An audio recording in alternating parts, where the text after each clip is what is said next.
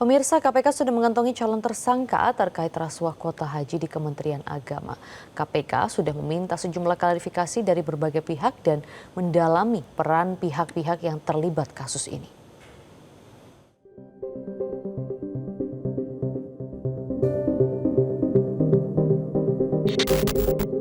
Usai mempercepat penyidikan atas kasus korupsi kuota haji di Kementerian Agama, KPK menyebut sudah mengantongi nama calon tersangka. KPK juga terus mendalami peran pihak-pihak yang terlibat dalam kasus ini.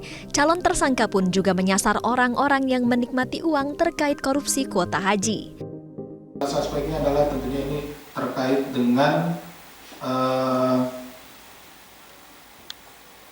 alur-alur perintah, kemudian juga aliran dana. Jadi terkait dengan siapa yang memberikan perintah terhadap pembagian kuota yang tidak sesuai dengan aturan ini, seperti ini. Kemudian juga dari aliran dana, siapa pihak-pihak yang menerima aliran dana yang dikaitkan dengan penambahan kuota tersebut.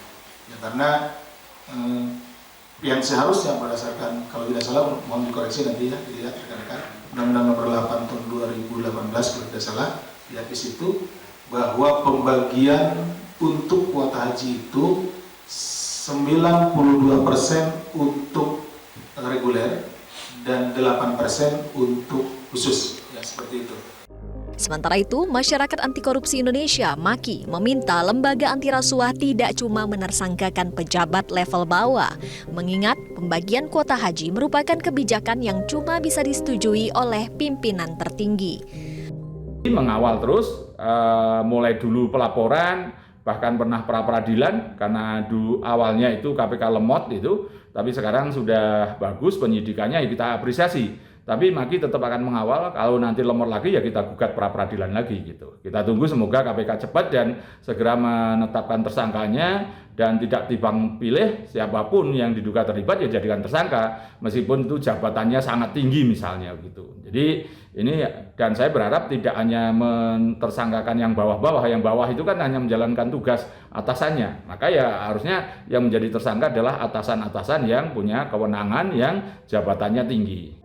Dalam kasus ini, KPK sudah banyak memeriksa pejabat di Kemenak, termasuk memanggil ex-Menteri Agama Yakut Kholil Qomas pada 7 Agustus lalu.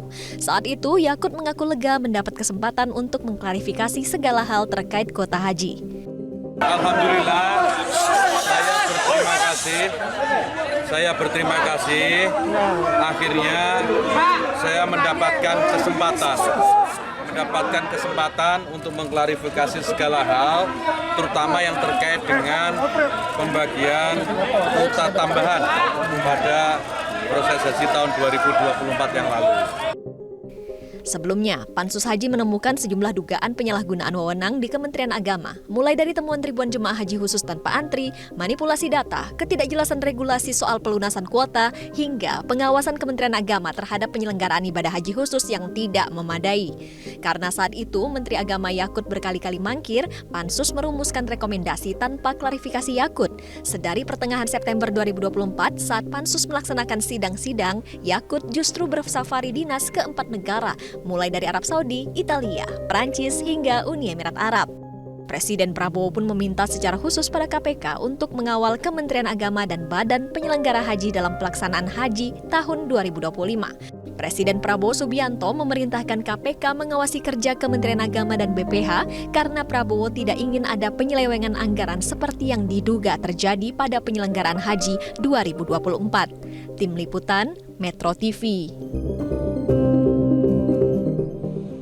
Jelajahi cara baru mendapatkan informasi. Download Metro TV Extend sekarang.